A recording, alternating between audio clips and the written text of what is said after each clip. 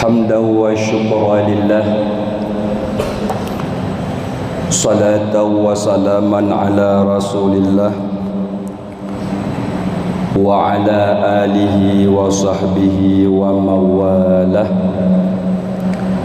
أما بعد قال النبي صلى الله عليه وسلم في الحديث salasatu la tulqiyani yaumal qiyamah walau salla au hajja au zakka au sama.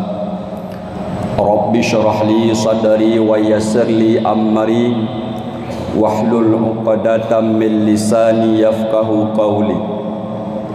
Rabbi ghafirli wa liwalidayya warhamhuma kama rabbayana saghira wali jaddina wa jaddatina wali ustadina wali masyayikhina wali jami'il muslimina wal muslimat wal mu'minina wal mu'minati birahmatika ya arhamar rahimin. Sadaqallahul azim wa sadaqan nabiyyu rasulul karim. Ta'zimul tuan yang sangat mulia kepada gore kitanya bersama Abun selaku Imam Masjid Besar Pantan Labu. Ta'zimul tuan yang sangat mulia raya kepada Ban Mandum, tungku-tungku, abu-abu sidang jamaah Jumat aso syurga Allah. Amin. Abu tungku-tungku Ban Mandum sidang jamaah Jumat yang dimuliakan Allah. Dang tapreh syadara getanyo mo 15 menit sebagaimana dipegah oleh Rasulullah dalam sabah hadis mani takafa fil masjid imanan wahtisaban ghufira lahu ma taqaddama min dzambi. Si barangkaso yang hidup dalam masjid yang i'tikaf karena iman dan ikhlas, Allah nepe ampun dosa yang kalalu. Sahaja luk i'tikaf sunat karena Allah, mangat merumpok fahala dan keampunan ba Allah. Abu tungku-tungku Ban Mandum, alhamdulillah masih diberi panjang umur oleh Allah untuk mubudiah kepada Allah, tak mohon keampunan kepada Allah dosa-dosa kitanya yang menyangkut dengan Allah dan dengan manusia. Alhamdulillah kesempatannya oleh kitanya, mari kita tingkatkan ketakwaan kepada Allah. Tak melake kitanya Ban Mandum ba Allah yang khususnya kepada umat Muhammad, urung muslim dan muslimat berselamat iman dikala kitanya tahu ba Allah. Amin. Dalam sabah hadis tinggal ulun tuan baklung bet-bet ni pegah legu relon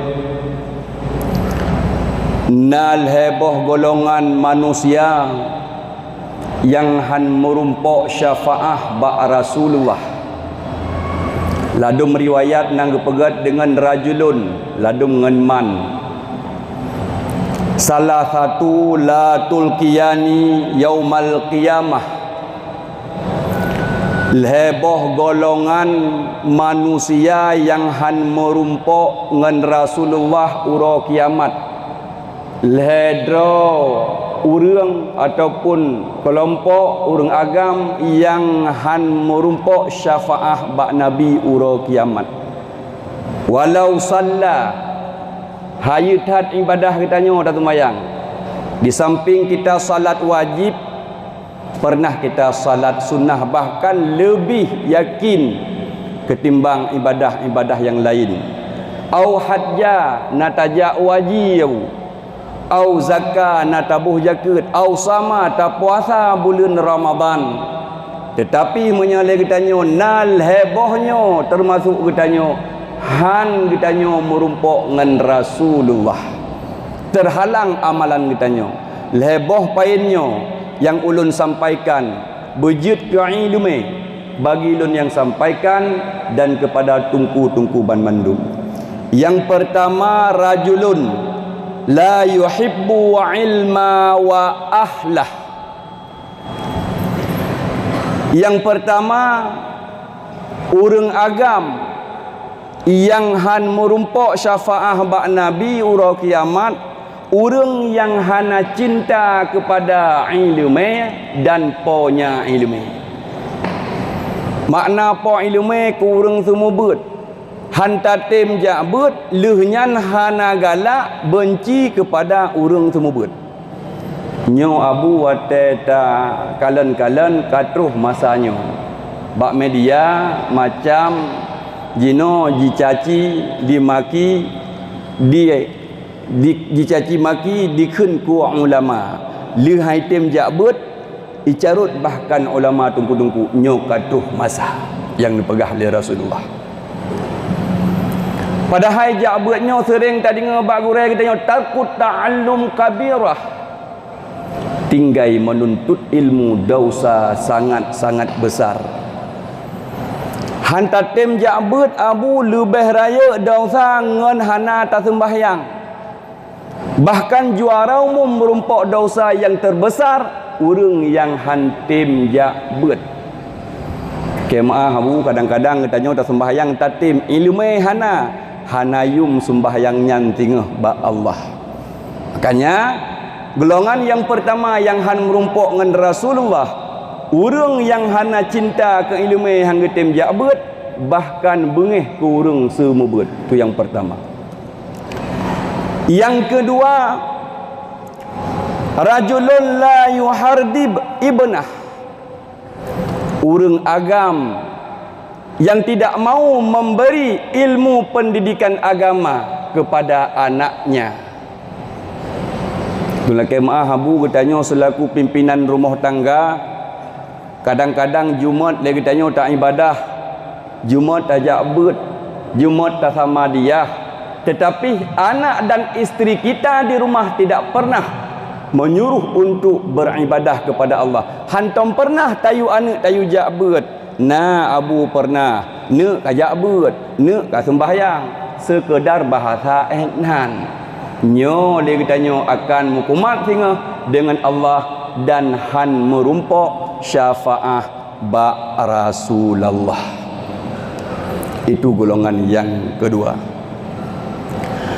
Golongan yang ketiga yang tidak akan berjumpa dengan Rasulullah pada hari kiamat, rajulun fi qalbihi hasadun li akhi. Urang agam yang dalam hati ni hasad sesama saudara tu se-Islam. Nyo abu sang-sang karap rata gampung katanya ada pribadi ulun tuan hasadnyo bak tabah penyakit hasad dengkinyo sungguh berat. Makna hasad kalau istilah bahasa keren sekarang SMS. Artinya susah melihat orang senang, senang kita melihat orang susah. Itu namanya hasad. Contoh, lekemaah kadang-kadang katanya nata dagang tamekat, dikala tamekat katanya nak orang lain gemekat hi saban ngan katanya hana lagut le bak katanya watai kahana lagut le bak katanya nikmat yang gebi le Allah yang kalagut bak gopnyan tamita cara baik lagut. Itu hasad namanya. Bahkan le katanya minta cara bermati kedai gop. Jak bak dukun, yang minta ubat, yang minta penawar. Gelarang dalam agama. Dalam hadis Bukhari Muslim, man ata arrafan fasa'alahu an syai'in lam tuqbal lahu salatun arba'ina yauman. Barang siapa yang berobat datang kepada dukun menanyakan sesuatu kepada dukun, lam tuqbal lahu salatun arba'ina yauman. Han getung sembahyang katanya 40 hura 40 malam. Nyan tajak mantang tajak mubat, apalagi katanya dukun yang tanya pegah nikmat yang gebi oleh Allah kepada orang lain baik katanya susah. Bekna rencana nikmat yang kagebi oleh Allah yang butuh sahgop busenang tanya. Kadang-kadang lang kampung tanya na tidro tungku ban gua hidayah. Anak mit mentang. Tanya kat Tuhan dalam kampung, ana tho perumun.